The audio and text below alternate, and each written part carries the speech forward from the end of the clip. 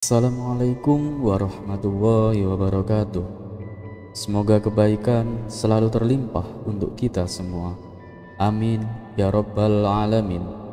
Suatu hari, Raja Harun al-Rasyid merasa geram dengan sikap Abu Nawas. Beberapa kali Abu Nawas sudah membuat dirinya malu di depan para pejabat kerajaan. Muncul rasa dendam di hatinya. Akhirnya sang raja hendak membuat jebakan untuk Abu Nawas. Seperti biasa, jika Abu Nawas gagal, maka akan mendapatkan hukuman. Raja Harun al-Rasyid pun akhirnya memanggil Abu Nawas untuk menghadap dirinya. Sang raja pun lalu memberikan pertanyaan. Wahai Abu Nawas, di depan mejaku itu ada sepanggang daging ayam yang lezat dan enak dilahap. Tolong segera ambilkan, perintah sang raja. Abu Nawas merasa bingung dengan perintah itu, karena tak biasanya ia disuruh mengambil makanan raja.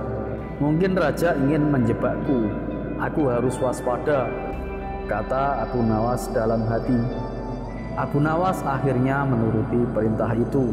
Ia pun mengambil ayam panggang sang raja, kemudian memberikannya kepada raja. Namun sang raja belum langsung menerimanya. Ia bertanya lagi, Abu Nawas, di tangan kamu ada sepotong ayam panggang lezat. Silahkan dinikmati. Raja memberikan perintah lagi. Baru saja Abu Nawas hendak menyantap ayam panggang tersebut, tiba-tiba raja berkata lagi, tapi ingat Abu Nawas, dengarkan dulu petunjuknya. Jika kamu memotong paha ayam itu, maka aku akan memotong pahamu. Dan jika kamu memotong dada ayam itu, maka aku akan memotong dadamu. Tidak hanya itu, jika kamu memotong dan memakan kepala ayam itu, maka aku akan memotong kepalamu. Akan tetapi, kalau kamu hanya mendiamkan saja ayam panggang itu, akibatnya kamu akan digantung, pinta sang raja kepada Abu Nawas. Abu Nawas pun merasa bingung dengan petunjuk yang dititahkan rajanya. Di dalam kebingungannya, ia semakin yakin jika hal itu hanyalah akal-akalan sang raja demi untuk menghukumnya. Tak cuma Abu Nawas saja yang tegang, melainkan semua pejabat kerajaan yang hadir di istana tampak tegang pula. 10 menit lamanya Abu Nawas hanya membolak-balikkan ayam panggang itu. Kemudian Abu Nawas mulai mendekatkan ayam panggang itu tepat di indera penciumannya. Para hadirin yang datang atas undangan raja mulai bingung dan tidak mengerti apa yang dilakukan Abu Nawas. Kemudian terlihat Abu Nawas mencium bagian pantat ayam bakar itu yang kelihatan sangat lezat. Jika saya harus memotong paha ayam ini, maka baginda akan memotong pahaku. Jika saya harus memotong dada ayam ini, maka baginda akan memotong dadaku. Jika saya harus memakan dan memotong kepala ayam ini, baginda akan memotong kepalaku. Tetapi coba lihat, yang saya lakukan adalah mencium pantat ayam ini, kata Abu Nawas. Apa maksudmu, wahai Abu Nawas? Tanya baginda raja. Maksud saya adalah kalau saya melakukan demikian, maka baginda juga akan membalasnya demikian, layaknya ayam ini. Nah, saya kan hanya mencium pantat ayam panggang ini saja, maka baginda juga harus mencium pantat saya, jelas Abu Nawas. Sontak saja penjelasan Abu Nawas itu membuat para pejabat yang hadir menahan tawa, tetapi ragu-ragu karena takut dihukum raja. Sementara itu, raja yang mendengar ucapan Abu Nawas mulai merah mukanya karena malu untuk kesekian kalinya.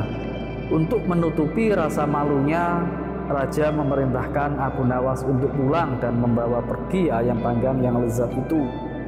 Wahai Abu Nawas, cepatlah pulang, jangan sampai aku berubah pikiran, kata sang raja.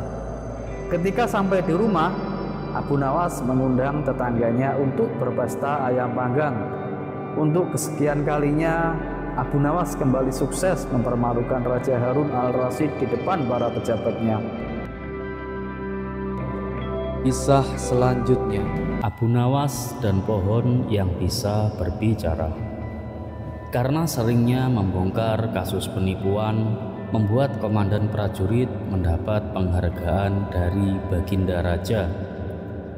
Dan berkat sepak terjang sang komandan, maraknya kasus penipuan berangsur-angsur menurun.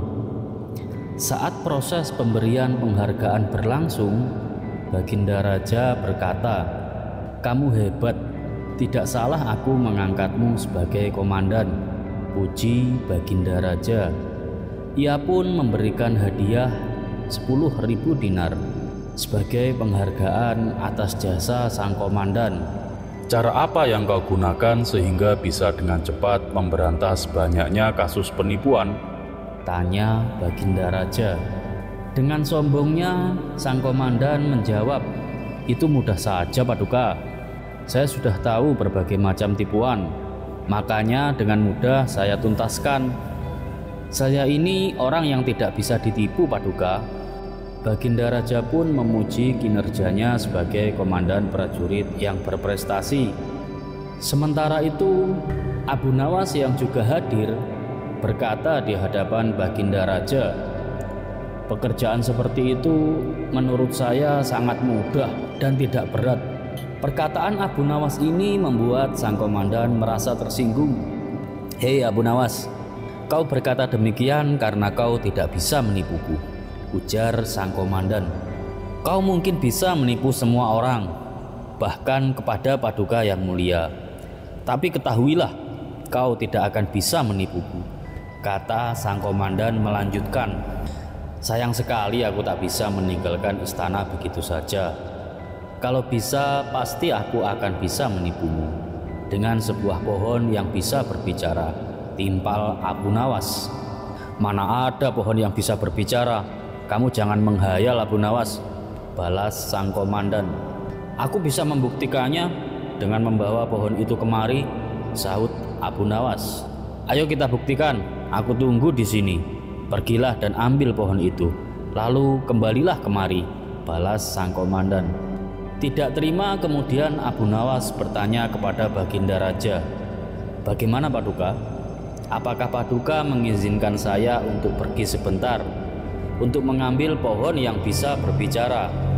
Baginda Raja pun menjawab, "Silahkan Abu Nawas, pergilah dan ambillah pohon itu." Setelah mendapatkan izin dari Baginda Raja, Abu Nawas pun berkata, "Baiklah wahai komandan, tunggulah aku di sini. Aku akan segera kembali dengan membawa pohon yang bisa berbicara," tutur Abu Nawas. Maka pergilah Abu Nawas meninggalkan istana. Namun setelah 1-2 jam berlalu, Abu Nawas tak kunjung datang. Sampai waktu malam tiba, sang komandan masih menunggu. Tetapi Abu Nawas tak datang juga. Karena dirasa Abu Nawas tidak akan datang, sang komandan berkata kepada Baginda Raja, "Sepertinya Abu Nawas tidak berani datang, Paduka. Dia pasti takut karena ketahuan bohongnya. Kalau dia berani, pasti dia sudah datang dan membuktikan ucapannya," kata sang komandan merasa bangga. Baginda Raja justru tertawa mendengar pengakuan sang komandan istana. "Ampun Paduka yang mulia, kenapa Paduka malah tertawa?" tanya sang komandan merasa heran.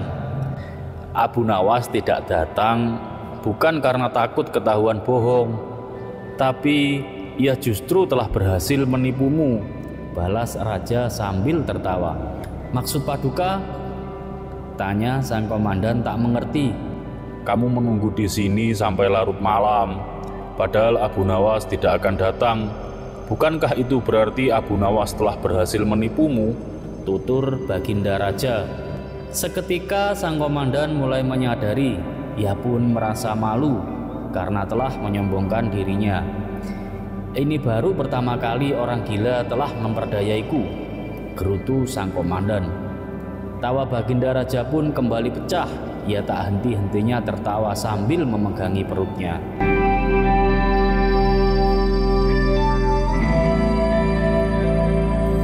Kisah ini mengajarkan kita bahwa kesombongan adalah awal dari kelemahan. Sang komandan terlalu percaya diri, bahkan merasa dirinya tak bisa ditipu. Padahal dalam kehidupan ini tidak ada manusia yang sempurna dan bebas dari kesalahan. Terkadang kemenangan sejati tidak datang dari kekuatan atau jabatan, tapi dari kebijaksanaan dan kelapangan hati. Terima kasih, dan jangan lupa untuk like, share, dan subscribe untuk kisah hikmah selanjutnya. Assalamualaikum warahmatullahi wabarakatuh. Pada suatu hari, di pasar kota Baghdad terdapat seorang pria sombong yang selalu menghujat Allah dengan lantang. Ia sering berteriak di tengah kerumunan, "Jika Allah memang ada, tunjukkan kepadaku. Aku tidak takut, karena aku bisa melakukan apa saja." Orang-orang yang mendengar ucapannya hanya bisa terdiam. Mereka takut untuk menegurnya, karena pria itu terkenal angkuh dan kasar. Namun, kehadiran Abu Nawas di tempat itu mengubah suasana. Abu Nawas berjalan mendekati pria sombong itu dan bertanya dengan santai, "Wahai tuan yang gagah berani, benarkah Anda tidak takut kepada siapapun termasuk kepada Tuhan?" "Benar sekali," jawab pria itu dengan congkak. Abu Nawas tersenyum tipis. "Baiklah, kalau begitu aku ingin menguji keberanianmu. Minumlah racun ini," katanya sambil mengeluarkan botol kecil berisi cairan hitam pekat. Kerumunan pun langsung gempar. Semua orang menahan nafas, menunggu reaksi pria itu. Pria sombong itu tampak ragu. "Ini benar-benar racun, bukan?" tanyanya dengan nada curiga. "Tentu saja, Tuan," jawab Abu Nawas meyakinkan. "Hanya orang yang percaya kepada Allah yang bisa selamat setelah meminumnya." Mendengar itu, pria tersebut mendelik. "Kalau begitu minumlah duluan, baru aku percaya." Abu Nawas mengangguk dengan tenang. Ia membuka botol itu, menuangkan cairan hitam ke tangannya, lalu meminumnya dengan santai. Bahkan ia berpura-pura menikmati dan berkata, Rasanya enak seperti madu." Orang-orang tercengang. "Wah, selamat," seru mereka kagum. Tak ingin kalah, pria sombong itu akhirnya mengambil botol tersebut dan menenggak isinya dengan angkuh. Namun, begitu cairan itu masuk ke tenggorokannya, wajahnya langsung berubah. "Apa ini? Kenapa tubuhku panas sekali?" teriaknya panik sambil muntah-muntah dan memegangi perutnya. Orang-orang terkejut, sementara Abu Nawas hanya tertawa kecil. "Tuan, ini bukan racun. Ini hanya campuran jahe dan rempah-rempah. Rasa pahit dan panas itu berasal dari ketakutanmu sendiri." Pria itu terdiam, wajahnya memerah karena malu. Dengan suara bergetar, ia berkata, "Aku salah, aku tidak seharusnya menghujat Allah. Ampunilah aku." Abu Nawas tersenyum penuh kemenangan. "Semoga kejadian ini bisa menjadi pelajaran bagimu bahwa kekuatan manusia tidak ada apa-apanya dibandingkan dengan kekuatan Tuhan." Baginda Raja Harun al-Rasyid yang menyaksikan dari kejauhan merasa kagum. Akhirnya pria sombong itu pergi dari alun-alun dengan kepala tertunduk, menjadi bahan tertawaan banyak orang. Kisah selanjutnya. Apa yang lebih jahat dari setan? Pada suatu hari, Baginda Raja memanggil Abu Nawas ke istana dengan senyum penuh teka-teki. Baginda Raja memang gemar menguji kecerdasan Abu Nawas. "Wahai Abu Nawas, aku punya pertanyaan yang tak bisa dijawab oleh siapapun di kerajaanku. Jika kau berhasil menjawabnya, kau akan mendapatkan hadiah emas. Namun, jika gagal, kau harus membersihkan kandang kuda selama sebulan penuh," kata Baginda. Abu Nawas tersenyum. Ia tahu pertanyaan dari Baginda Raja pasti rumit dan menjebak, tetapi ia tetap percaya diri. "Baiklah Paduka, apa pertanyaan itu?" Baginda Raja mendekat dan bertanya, Apa yang lebih jahat daripada setan dan iblis? Abu Nawas terdiam sejenak. Jika ia menjawab dengan sembarangan, jawabannya tidak akan diterima oleh Baginda Raja. Maka ia berkata, "Paduka yang mulia, pertanyaan ini sangat besar dan membutuhkan pemikiran yang mendalam. Mohon beri hamba waktu 3 hari untuk mencari jawabannya." Baginda Raja tersenyum licik.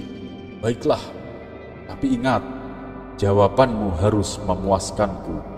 Hari pertama, Abu Nawas pergi ke pasar untuk mengamati tingkah laku orang-orang.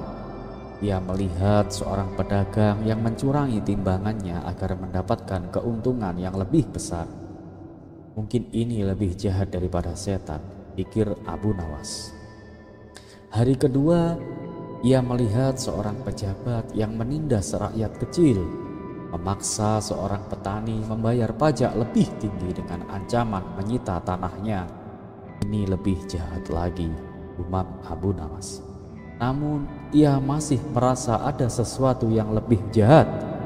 Maka ia menemui seorang alim ulama dan bertanya,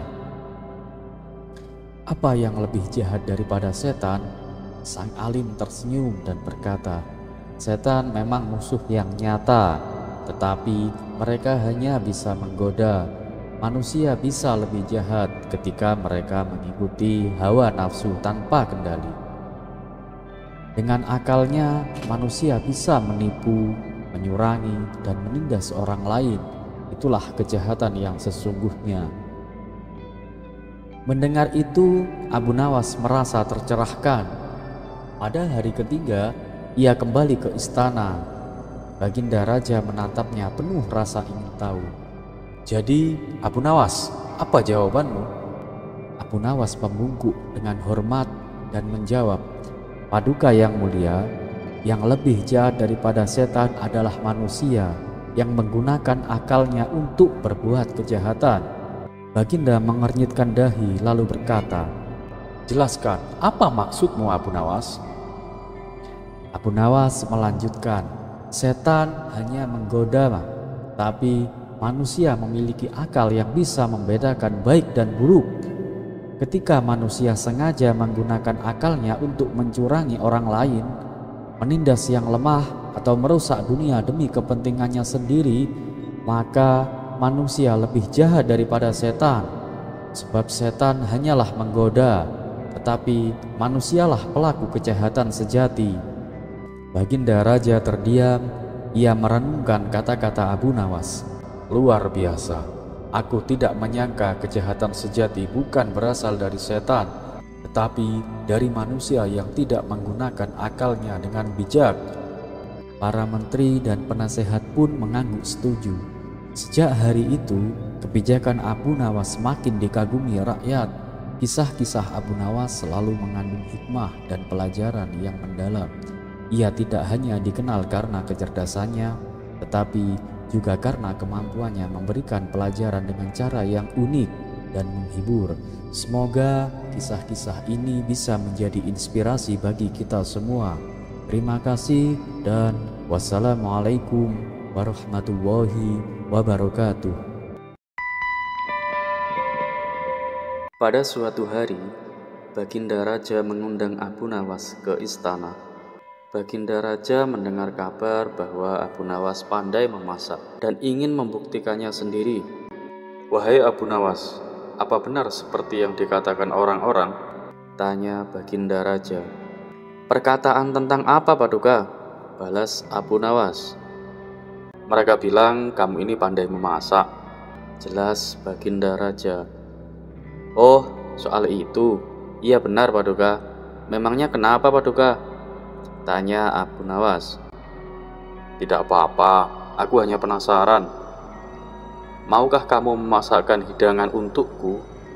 pinta Baginda Raja. "Tentu, Paduka yang mulia.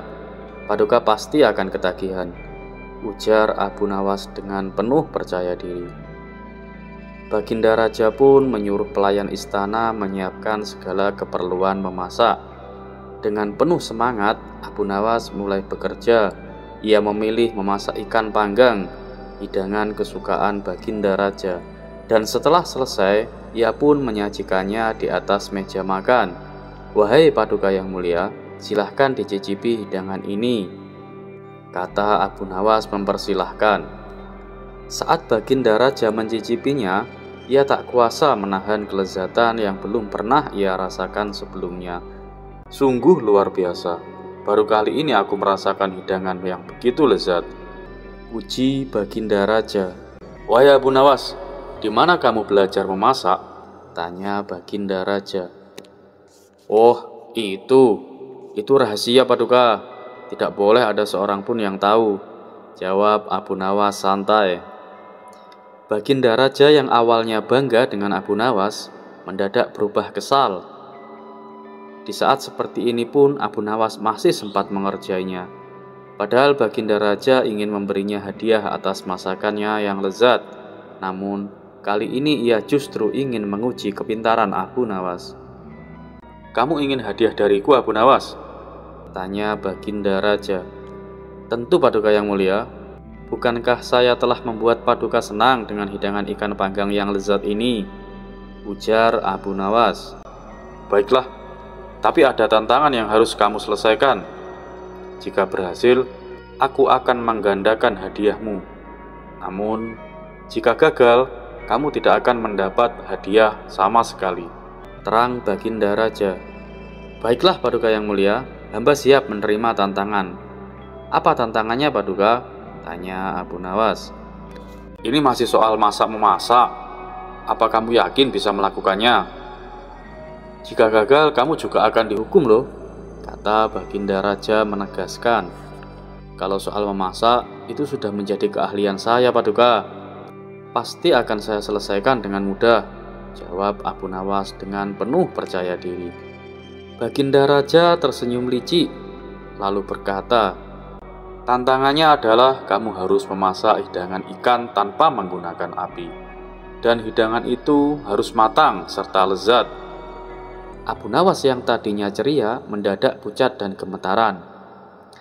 Melihat perubahan wajahnya, para menteri istana tertawa terbahak-bahak. "Coba lihat Abu Nawas sampai gemetaran," celeduk salah satu menteri membuat gelak tawa semakin keras. Sementara itu, Abu Nawas yang kebingungan mulai memutar otak agar bisa mendapatkan hadiah sekaligus lolos dari hukuman. Dan tak butuh waktu lama, ia pun segera menemukan ide cemerlang. "Paduka yang mulia, izinkan saya pulang ke rumah sebentar Paduka," pinta Abu Nawas. "Loh, pulang? Kamu bahkan belum melaksanakan tantangan ini. Kenapa ingin pulang?" tanya Baginda Raja heran. "Begini Paduka, untuk menjalankan tantangan ini, saya harus membawa peralatan dari rumah, termasuk bahan-bahan makanan yang akan saya masak Paduka," jawab Abu Nawas. "Ngapain repot-repot? Di istanaku semuanya serba ada. Kamu tinggal pilih mau yang mana," balas Baginda Raja. "Saya tahu Paduka, tapi tantangan yang Paduka berikan membutuhkan peralatan ajaib, dan hanya saya yang memilikinya," ujar Abu Nawas. Mendengar hal itu, Baginda Raja menjadi penasaran. "Ya sudah, aku penuhi permintaanmu. Tapi ingat, kamu harus kembali sebelum matahari tenggelam," perintah Baginda Raja. Dan setelah diizinkan pulang, beberapa jam kemudian Abu Nawas pun kembali ke istana. "Hei Abu Nawas, mana peralatan ajaib yang kamu maksud itu? Aku lihat kamu tidak membawa apapun," tanya Baginda Raja heran. Abu Nawas pun tersenyum. "Jika Paduka ingin melihatnya, silahkan hayalkan saja bahwa saya membawa berbagai macam peralatan, seperti kompor, wajan, dan ikan yang akan saya masak," jawab Abu Nawas dengan santai. Lalu Abu Nawas pun mulai bertingkah, seolah-olah sedang memasak ikan panggang di dalam wajan khayalannya. "Alhamdulillah, hidangan ikan panggang sudah selesai dibuat Paduka. Silahkan Paduka cicipi," kata Abu Nawas dengan penuh percaya diri. Baginda Raja pun melongo. "Mana ikan panggangnya Abu Nawas?" tanyanya dengan heran. "Loh, Bukankah tadi sudah saya beritahu, ikan panggangnya hanya bisa dilihat dan dinikmati jika Paduka menggunakan hayalan Paduka. Ini adalah satu-satunya cara untuk bisa memasak hidangan tanpa menggunakan api. Jelas Abu Nawas. Baginda Raja pun terdiam sejenak, lalu tertawa terbahak-bahak. Abu Nawas, kamu selalu punya berbagai macam cara, ujar Baginda Raja sambil menggeleng-gelengkan kepalanya. Dan sesuai dengan kesepakatan, Baginda Raja pun menggandakan hadiah untuk Abu Nawas.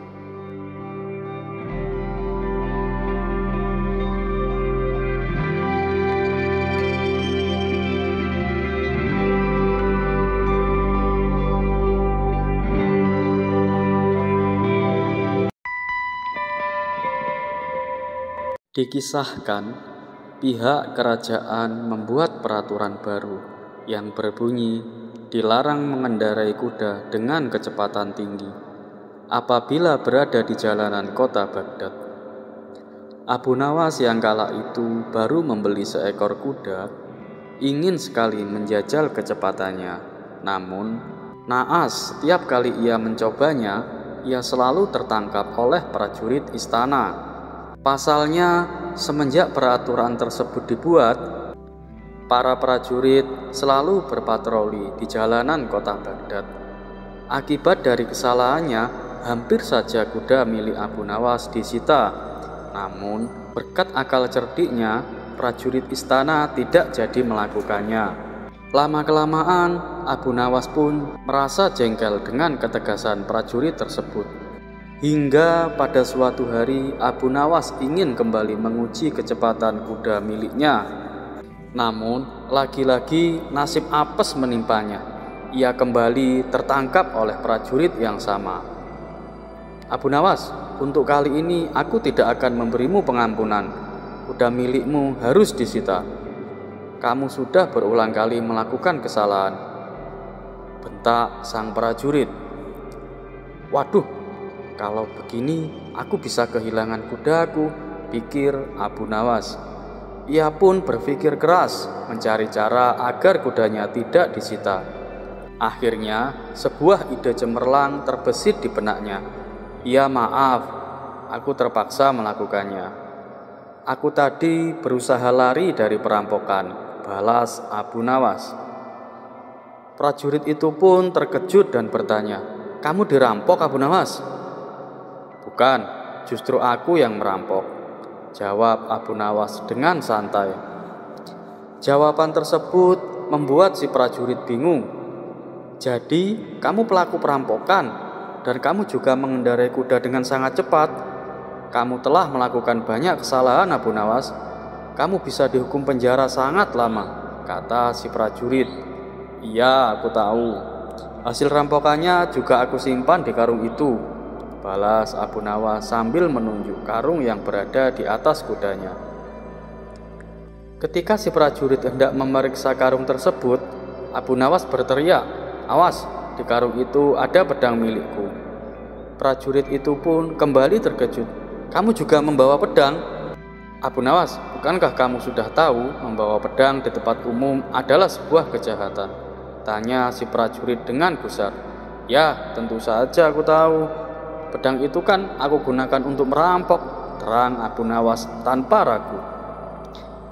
Merasa perbuatan Abu Nawas adalah kejahatan serius, prajurit itu memutuskan untuk melaporkannya kepada Baginda Raja.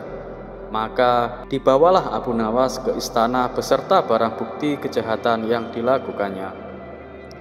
Setibanya di hadapan Baginda Raja, prajurit tersebut melaporkan perbuatan Abu Nawas. Abu Nawas telah melakukan banyak kejahatan Paduka.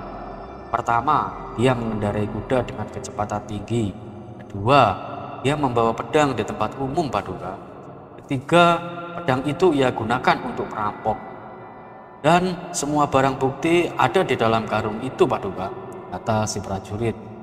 Namun, ketika Baginda Raja memeriksa karung yang dibawa, Baginda Raja tidak menemukan apa-apa. Yang ada hanyalah beberapa batu kerikil. Baginda Raja pun menghampiri Abu Nawas. Abu Nawas, prajurit itu melaporkan kepadaku bahwa kamu telah melakukan perampokan. Dia juga bilang bahwa kamu menyimpan hasil rampokannya di dalam karung, dan kamu juga menaruh pedang di dalamnya. Tapi ketika aku memeriksanya, aku tidak menemukan apa-apa. Tidak ada pedang, apalagi barang hasil rampokan.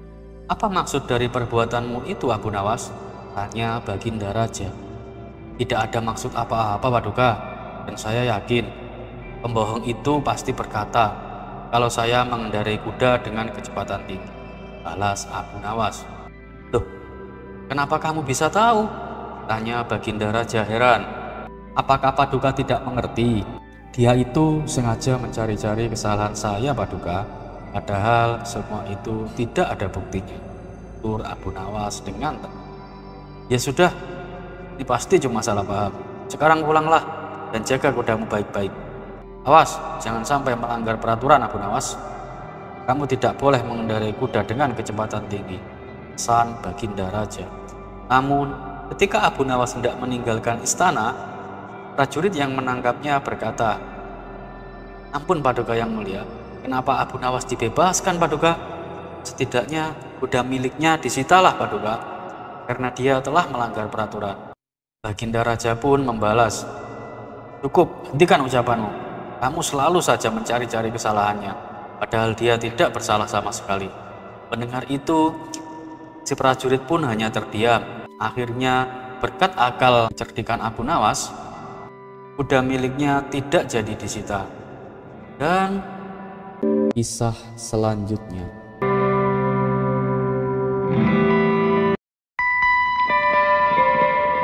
Dikisahkan ada seorang petapa suci yang ingin menyadarkan Abu Nawas.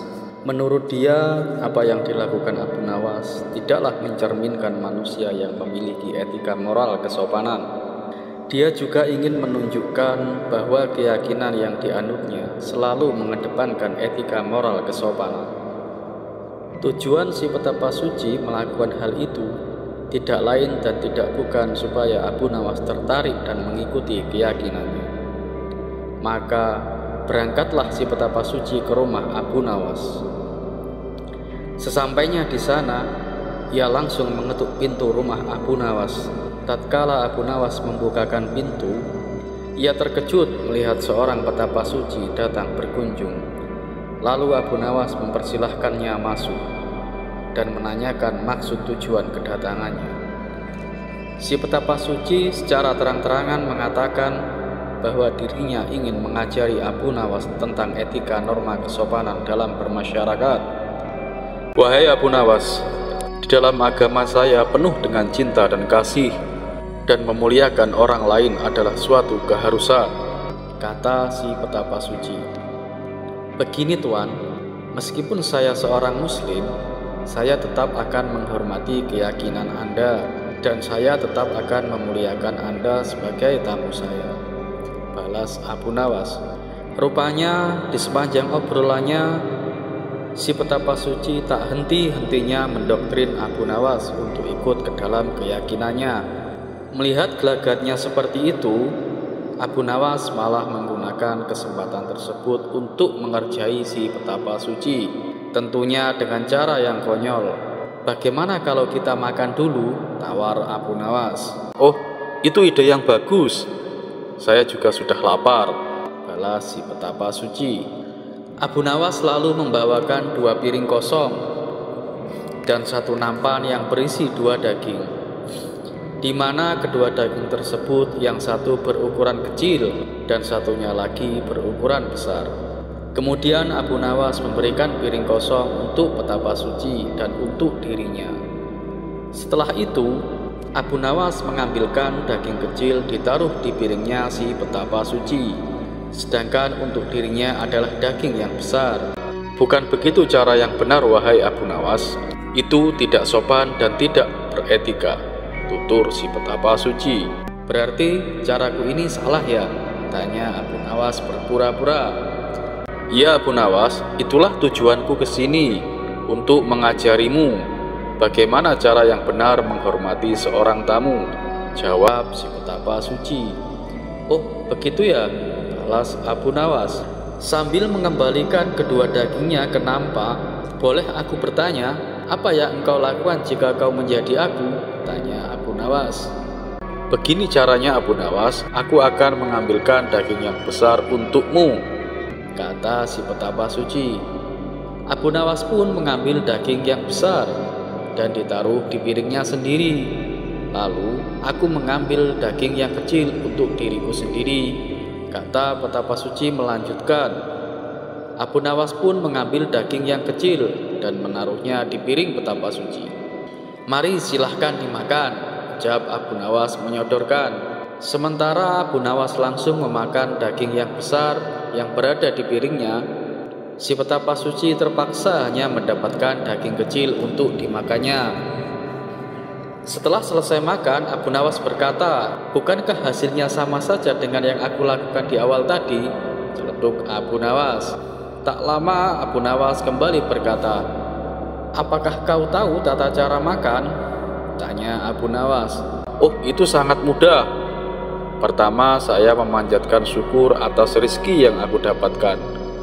Setelah itu, aku memakannya dengan perlahan, serta mengunyahnya dengan mulut tertutup," jawab petapa suci. "Yang kamu lakukan itu salah," balas Abu Nawas. "Kenapa salah? Itu sudah sesuai etika dan norma, cara menghormati sebuah makanan," ujar petapa suci tidak terima. "Jelas itu salah. Harusnya kamu teliti dulu apakah makanan yang kamu dapatkan dari cara yang halal atau cara yang haram. Bila kamu memakan makanan yang haram dengan 1000 adab sekalipun, maka itu tidak akan memberi manfaat sama sekali. Makanan haram justru akan menyebabkan hatimu menjadi hitam," jelas Abu Nawas. Merasa dirinya malah dipermainkan Abu Nawas, si petapa suci akhirnya pamit pulang dan pergi meninggalkan Abu Nawas. Begitulah kali ini ceritanya sahabat, dan seperti biasa, wassalamualaikum warahmatullahi wabarakatuh.